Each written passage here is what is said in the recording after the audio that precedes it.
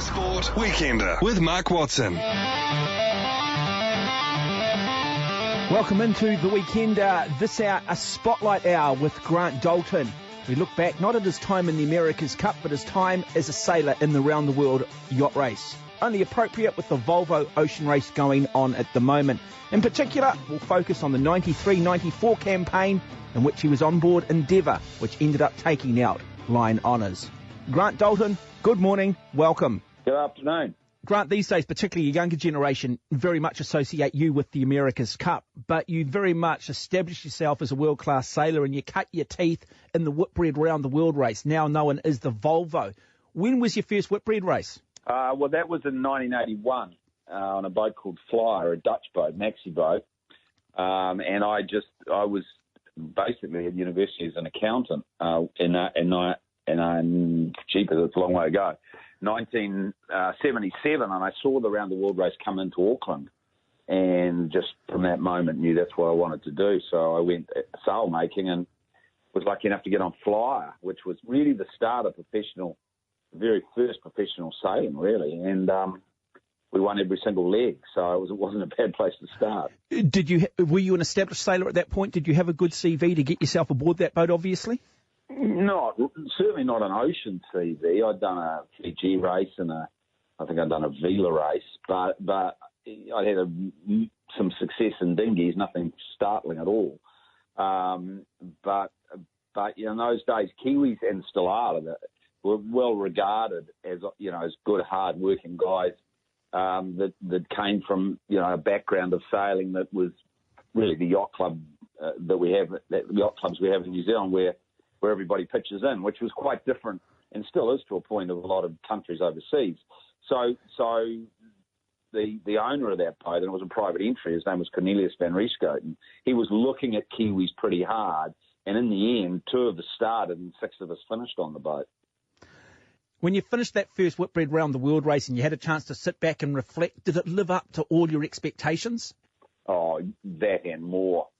I mean, I'd been sort of fascinated, and really was a fascination of watching it through the newspaper and that, of these boats that had sailed from the 77 race from Cape Town. I mean, how could these boats go through all of that, through the Southern Ocean? And it was really just a fascination that got me into it, but I never disliked a single day. I mean, it wouldn't matter whether it was you had 3 hours sleep or 15 hours sleep in a day, or never got 15, but I just loved it. And really, to be fair, or to be honest, my love is still around the world race. That has never left. I mean, my world is very much America's Cup, but I follow the race that's going on now every 4-hour sked, basically, when I'm not asleep, and try and plan where, you might position your boat. So it's still very much in my DNA. Describe to our listeners the living arrangements, the sleeping quarters, what it was like in terms of the facilities on Flyer back in 1981. Well, it wasn't as basic as it is now, but that's no surprise. There was no cruising boat either. This was a maxi boat, 76 feet long, aluminium, purpose-built for the Round the World race. It was a big boat, difficult to steer downwind in the Southern Ocean, because really no one had ever pushed a boat hard in the south before that particular boat. We had normal bunks like everything else. We had a freezer, which is now, of course, you don't have a freezer, so there was an element of fresh food.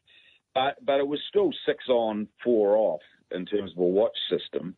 And as the sailmaker on board, as I ended up being, we found that the sails, or the spinnakers, particularly of the day, weren't anywhere near strong enough to sustain the breeze of the Southern Ocean, and so they were just blowing to pieces. And I would do stints of up to 48 hours at a time, sewing downstairs, trying to get these things back out the hatch so that we could, keep the pace on. I think we broke the 24-hour record in those days. In fact, I know we did, at 327 nautical miles, which gives you more indication of how fast they were relative to these days, where, well, come further on in Club Med in 2002 for me, we did nearly 700 miles in a day. So it certainly moved up a bit. Did you come away from that first Whitbread campaign feeling that you had become a better sailor, and that perhaps heading into the start of that campaign, you were perhaps a little naive? No, I don't think so. I think that we realised as Kiwis, and I'm talking about guys like that have continued to this day, like Earl Williams. There was a watch captain. He was a year younger than me, and he was already a watch captain. I think I was 22 or 23 by then, and he was a year younger, and he became a watch captain. And we realised pretty early on that that Kiwis were pretty good at this. The naive part was really probably my first international flight. And Holland, where the boat was built and just been launched in April, in Jandals, when it was probably about -10, and I don't even remember whether I took a jersey or not. So that was the naive bit, learning the ways of the world, and the climate wasn't quite like New Zealand in April. From there, the obsession continued. You competed in the 85-86 Whitbread and then the 1989-1990 Whitbread. And that particular Whitbread race was won by Sir Peter Blake on board Steinlager. When did Sir Peter first come into the frame? Well, he came into the frame pretty early, really, because in 1981, which was my first race on Flyer, he had Southampton. That was the first New Zealand entry. And they had a crew of 12. He selected a squad of 18.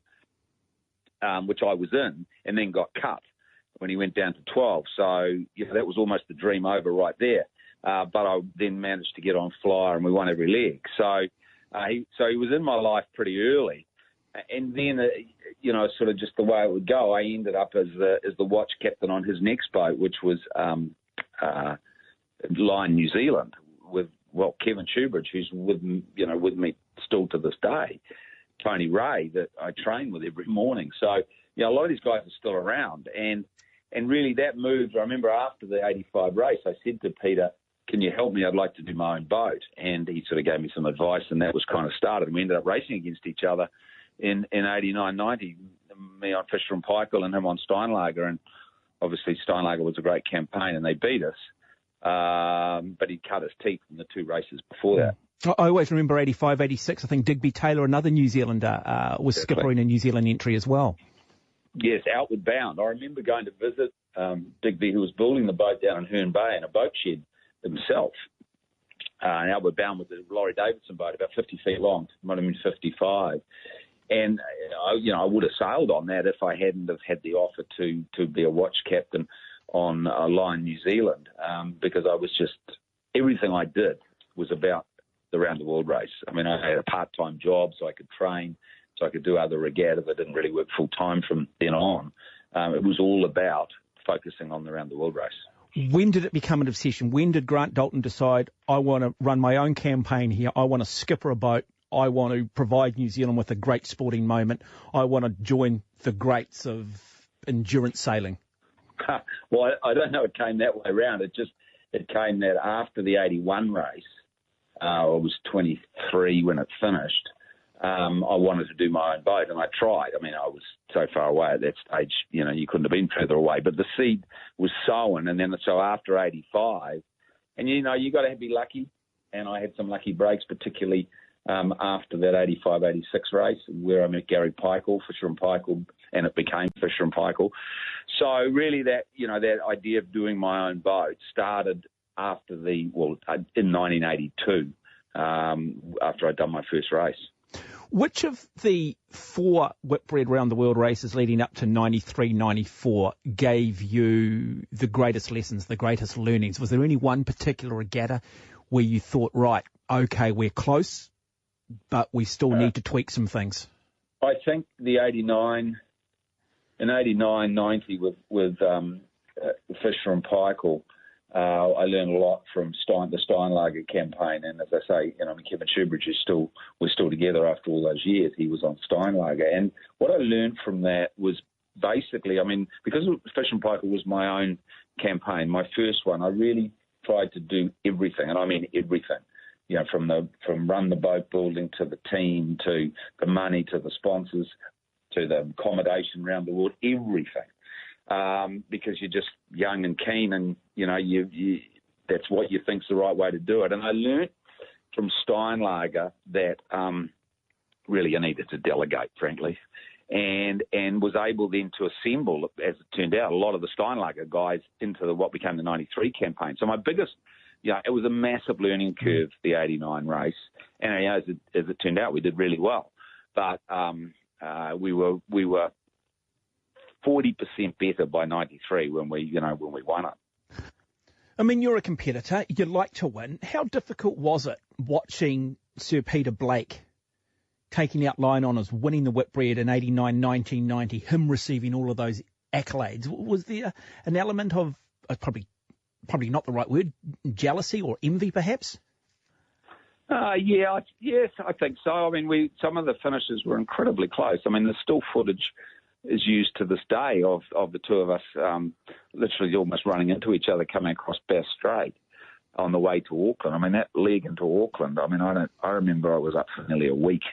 I didn't go downstairs for a week from the bottom of Tasmania. And so, I mean, I don't look back at it with any animosity or anything now. We're beaten fair and square. It was a better campaign. But it was a hell of a learning for me, and it was really learning for winning, which happened in the next campaign. So I mean, Peter and myself were always quite different, and it was an interesting sort of dynamic when effectively I was his watch captain on line and he was the skipper on line, and we had quite different views of how the boat should be sailed. I mean, I was really, just send it and what'll be will be, and he was all about seamanship. But as I say, the F&P campaign was a learning experience, and it came right after that. You're listening to The Weekender here on Radio Sport. Mark Watson with you. We're replaying an interview that I did with Grant Dalton, looking back at his time as a sailor in the Whitbread Round the World race, concentrating on his victory on board Endeavour when they took line honours back in 1993, 1994. You're listening to The Weekender here on Radio Sport. Mark Watson with you. Our Spotlight Hour is yachting legend Grant Dalton.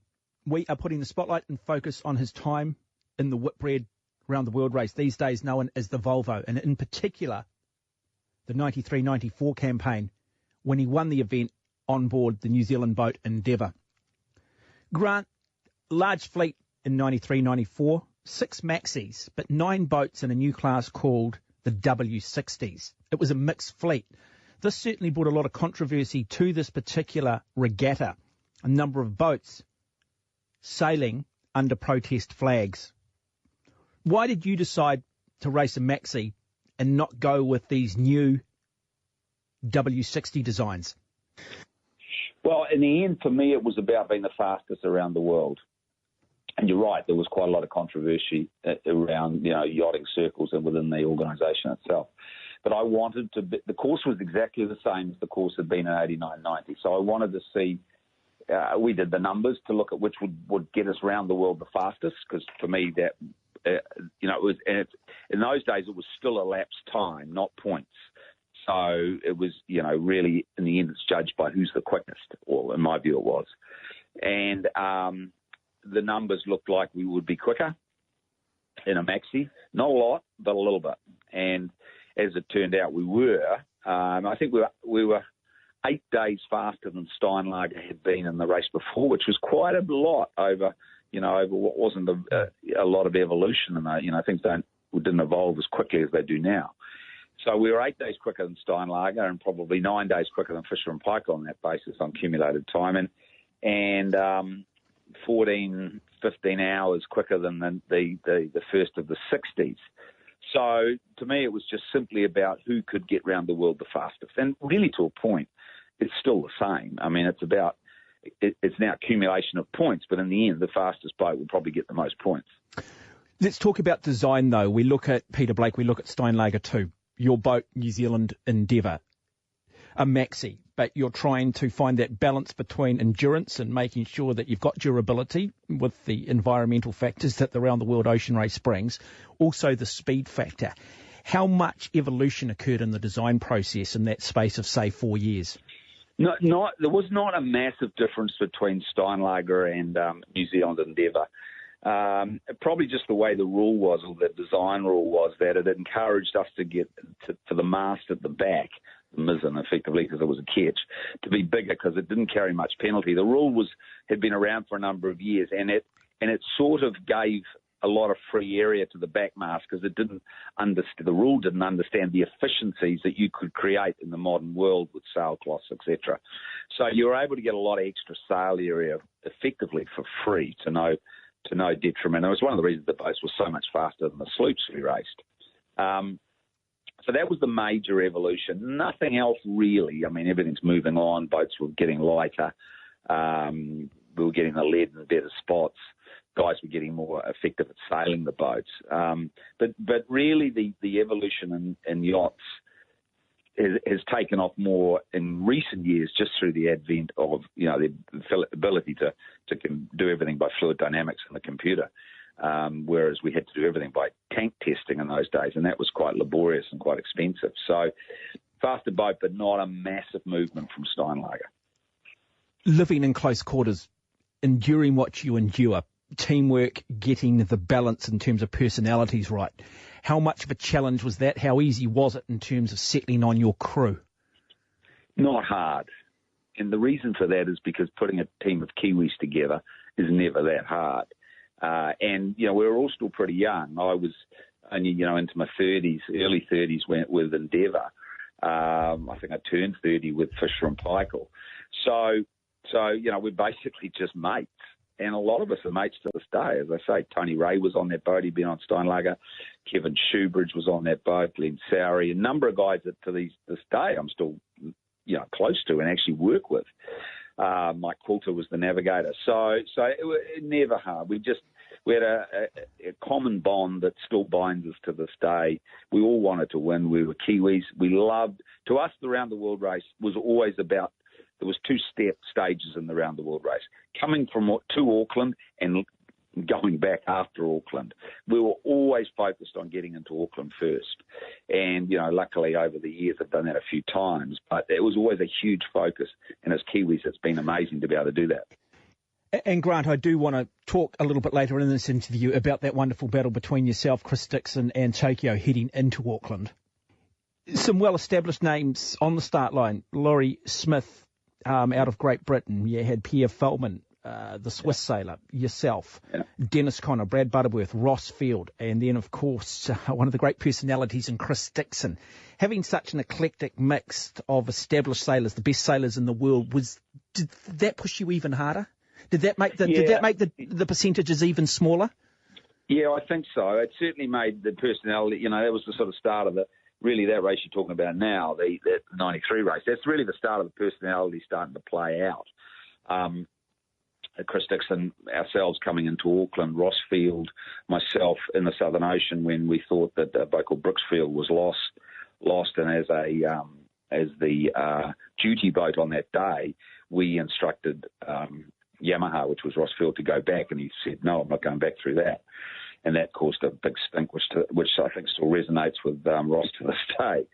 It was the start of that, and as I say, that really hit its crescendo in Auckland when we snuck past Tokyo at 3 a.m, really just off North Head, and beat them in by about 200 yards. And I don't really see Chris much, and I watch his expert comment around America's Cup, and I think it's great. But him and me went through a bit of a period at that point where we didn't like each other too much.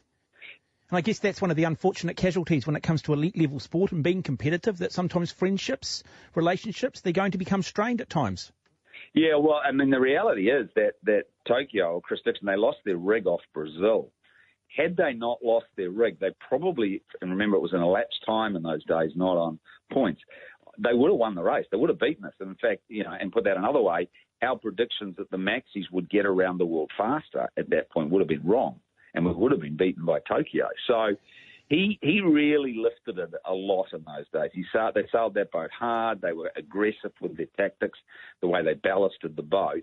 And he actually brought it up another level, although the results don't show it. And that's simply because he lost his rig, and it was elapsed time, and that's a killer. You're dead at that point. Coming down the east coast of New Zealand, coming into Auckland's North Shore, finally getting ahead of Tokyo, how much actual match racing went on? Was it a tacking duel? No, well, we were downwind all the way, and It was really close the whole way. The boats were really, really similar. I think in the end, what allowed us to get past is that is that sort of really inside Turi, 15 miles out. He was pretty much swamped by spectator boats, and we were probably at that stage, I'm going to say 400 metres back. And we jibed out towards the Noises, really away from the spectator boats to try and clean the water up. And that's what got us through. So he was sort of a victim, really, to a point of the popularity of the race at 2:00 in the morning. I remember it was live on TV. 2 in the morning, 250,000 people in what was then the developing viaduct, because he couldn't get through the spectator wash, and we just snuck away. There was always said that we turned our lights off so that we could stealth, but I'm not sure we did do that. We might have. I can't actually remember. But it was one of the greatest moments. I mean, I've got a picture on my wall at home in my office of that moment when we crossed the line. And in fact, there was a painting that Gary Peichel gave me that was done by Barker of the lights and everything coming into Auckland. And that still remains we'd won the other legs as well, but nothing compared to coming into Auckland that night. And what about leaving Auckland? Was there a better venue? Did any other country encapsulate it and celebrate it the way we did here in New Zealand? No. I mean, and I would say that as a Kiwi, but I think it's also true. I mean, the race, as I say, not just for us as Kiwis, but in general, was a race to Auckland, and something happened after that. We went back to wherever we went back to, the UK. It was always quite big leaving the UK. And some of the starts, like Argentina, for example, was totally just nuts with boats, and you had to just be careful to run into anybody. But nothing, and that's why the race still comes here to this day. There's no New Zealand entry, but the boats still come here. Nothing has ever come close to the way Auckland treats this race, and the love affair long before the America's Cup that really started with Blake in 77 and Heath's Condor, carried on in Southampton in the battle with Flyer. No other country can ever compete with that. It's been, phenomenal. Once that Auckland leg was finished, I think Dennis Conner and Brad Butterworth were very much in the mix as well. What was the sportsmanship like from Dennis Conner? How engaging, how endearing was he? Well, they really came about in the 97 race with a boat called Winston. And we ended up match racing Winston down the coast I think we come out of Perth, to Auckland. I had a boat called Merritt Cup, and we won into Auckland, this time slightly bigger margin, but it was only about 2 minutes. And in those days, really, I mean, I had, again, Kevin Shoebridge on board, Tony Ray, still friends to this day. And Butterworth was a friend in those days of all of us. I mean, I can't say that's exactly the case now, but the Round the World race is different. It's quite different than the America's Cup. The difference is in the camaraderie, because your opposition are the ones that are going to pull you out of the middle of the Southern Ocean when there's no freighter or life for 1,000 miles. They're the ones that are going to save you. So although it's competitive, you never really have just an absolute burning hatred that you grow in the America's Cup, because you have to. It was always really, really close between ourselves and Winston and basically Butterworth and Conner. Subsequent years have gone by and things have developed slightly different, but that was a really good match race. That was on deck. I remember trying to get through to win that leg. We were about fifth into the top of the country, and our Mike Coulter, the navigator, brought us right in. There's a lot. It's very tidal off the top of North Cape, where basically the Tasman and the Pacific meet inside Three Kings, and he brought us into the breakers, into the breakers to get away from the current, and no one else was brave enough, and we would every now and again as the boat would rise in the breakers, it would touch down on the sand. I mean, it was touch and go stuff, but we got through inside them and then held out.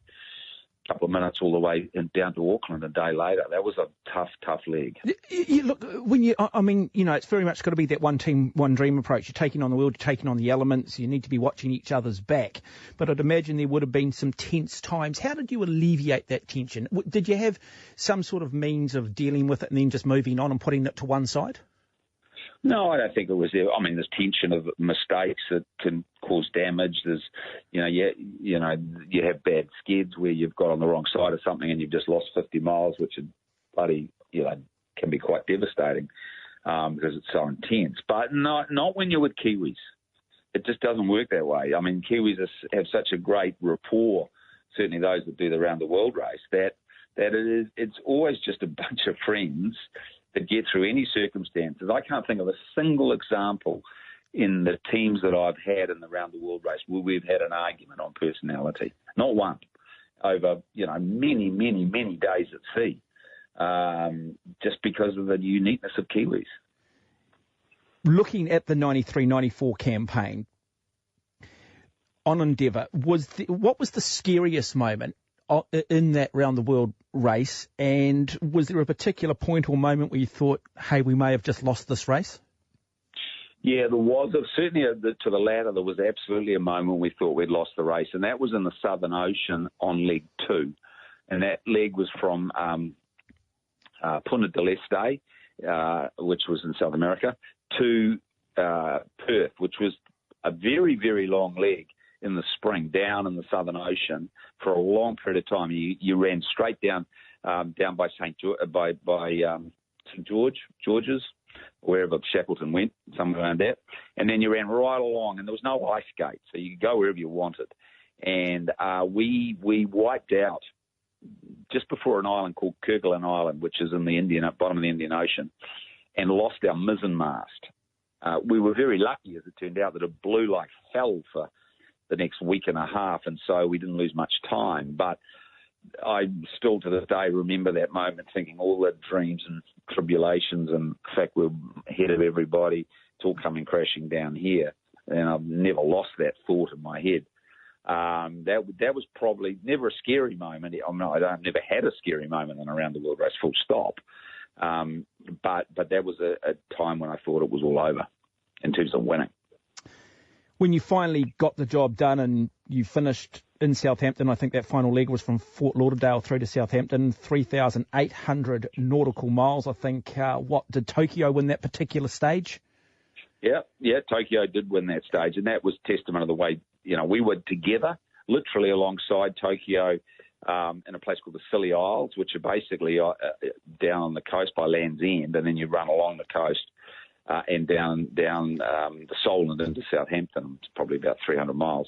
And the breeze came in big, and they took off, and he just drove. Chris just drove that boat. It was amazing how well they drove that boat. We just could not keep up. I think we were second in, but that was enough to still win the race by a considerable margin. Yeah, how much, in terms of the mathematics, in terms of the calculations, at what point did you sort of just put that to one side and go, we've got the job done, or did you ever sort of put the pad down? No, I don't think you ever do that. I mean, you just keep pushing. We were pushing the boat as hard as we could. He was just going faster. And I think when you're within 100 miles, you got the job done unless the wind dies, which we knew it wasn't going to do. But I still remember very clearly sailing down Southampton water, which was it's a distance of about 4 miles really to the finish. And the QE2 was coming out. And the guy came on the radio and said, look, we see you coming in, we'll hold till you come out. And I've got a picture to this day taken from behind us by a photographer of us sailing into the finish with the QE2 really on our bow waiting for us. And, special moment. And, just you park it in the annals of your memories, but you never really forget. You're listening to The Weekender here on Radio Sport. I am replaying a spotlight hour that I did with yachting legend Grant Dalton, looking back at his time in the Whitbread Round the World race from 1981 right through to his last campaign in 1997, 1998. In particular, the focus on his victory on board Endeavour back in 1993, 1994. We'll take a break. We'll come back with more. You're listening to Radio Sport. Mark Watson with you here on this Saturday, the 18th of November. This hour, we've been replaying an interview that I did with yachting legend Grant Dalton, looking back at his time as a sailor in the Whitbread Round the World race, and in particular his victory on board Endeavour back in 1993, 1994. Grant, prior to the break, you talked about crossing the line there in Southampton and winning. Was that a life-changing moment for you? Did that bring you the credibility that perhaps you felt you deserved that maybe you hadn't been given up to that point? I don't know whether I've ever got credibility, mate. No, I don't think it. You prove it to yourself. In the end, you're doing it with your mates, and you're trying to prove it for yourself. I think one of the things that always resonates with me is that you're doing it for sponsors as well. I've always felt very strongly about that, because in the end, yachting sponsorship is really about dreams and passion. That boat was, I can tell you, Endeavour was completely New Zealand funded. It cost 14 million Kiwi, and it was made up of $7 $2 million New Zealand-based companies. Now, that was a lot of money in those days. Now, you probably can't justify that on straight commercial return. You got to, that sponsors have to buy a dream.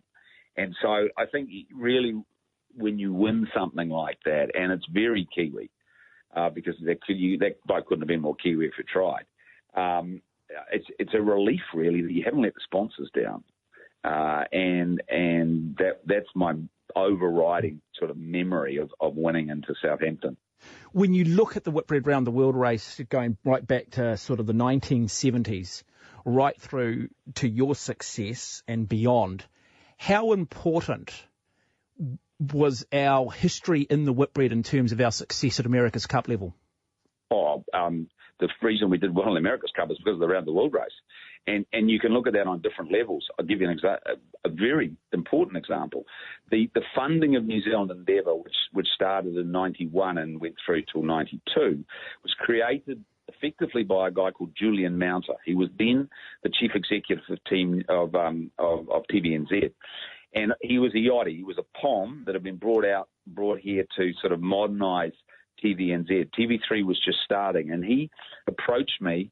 I was speaking at, I think, a Ride for Life, those things that Howard Morrison had in 91, and said, look, if you want to do the race again, you need to come and see me. And he invented, and it was inventing a system of media where if a company, and Toyota is a great example, was spending a certain amount of money on TV, which they were, in advertising, if they were prepared to spend, let's say, in this case, another $1 million a year, he would then bonus that money as advertising, and I would take the money. So that model, which the devil was in the detail, created the funding model for New Zealand Endeavour. Now, why that's significant is because at this stage we hadn't won the America's Cup, and Peter Blake hadn't appeared really in the America's Cup yet. So he came along a year later, went to Julian, because this was now publicised, this mechanism, and Julian said, yep, it became Brent Harmon after Julian, yep, we can do that for you for the America's Cup. And that became the family of five.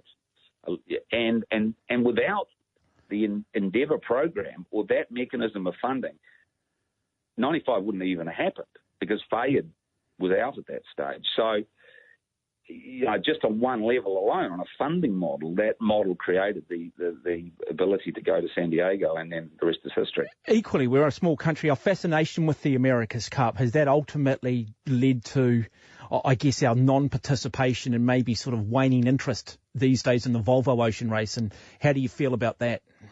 Yeah, I think that's absolutely right. I mean, I remember a very, poignant moment in my life. I won the 93-94 Round the World race. We'd just won the 95 America's Cup. I wasn't, involved, and I was out running. I was running past the Parnell bars in Auckland on the waterfront, and the cars were coming into town to the parade down Queen Street of the America's Cup. Ironically, we've done one of those now too.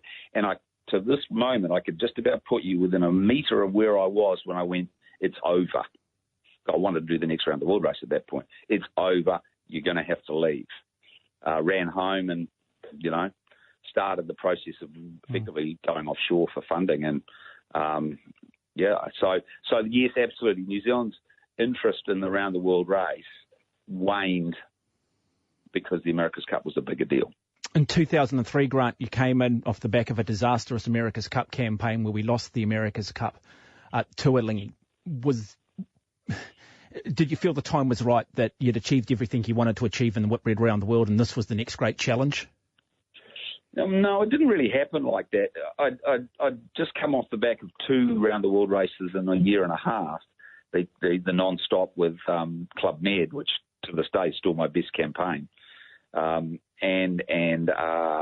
my last Volvo race, which was Armour Sport, where we finished second. And I've been doing other things. And dear to your heart, I'd taken 8 months to train to do the Ironman in Taupo in 203. And it was one of those kind of weird moments. I was in Taupo the day after the Ironman, basically on the couch, unable to move, and we lost the America's Cup that day. And that night the phone rang, and a mate of mine who was within Team New Zealand at that point called Mike Calder, said, "Mate, you should be coming to sort this out." So it sort of was never a plan. It just, and as it turned out, after a few months later and a serious number of arguments, I ended up taking it over. So it was never a plan. It just kind of was. I just happened to be lying on the couch with my legs killing me. After the Ironman, I didn't know what the hell I was actually going to do. I had no plans. Finally, America's Cup success in 2017. When you look at everything, Grant, could you have won the America's Cup? Could New Zealand have been so successful this year without all of your experiences from those Whitbread Round the World campaigns? Oh, undoubtedly it could have been. Absolutely. It's the people of the greater team. Kevin Shoebridge, 4 Round the World races with me. Alone, that's just one example. I think New Zealand's success, and really we touched on this before. New Zealand's success in the America's Cup doesn't just go back to the Whitbread Round the World race. It goes before that. It goes back to, in my mind, when my consciousness appears. It appears in 1969 with Chris Brazade, Rainbow 2, Heligoland, and guys like Ralph. Clive Roberts and the OK Dinghies, Peter Lester, OK Dinghies. You've got to go back. They started the McDowell brothers and Travelodge and the 18-foot skiffs, Magic Bus in the half-ton cup, Corpus Christi. So there is a much bigger pool that created this movement. Yes, the movement of the water at that point was slower, but everything that has gone before has brought us to this point. Grant Dalton, it's been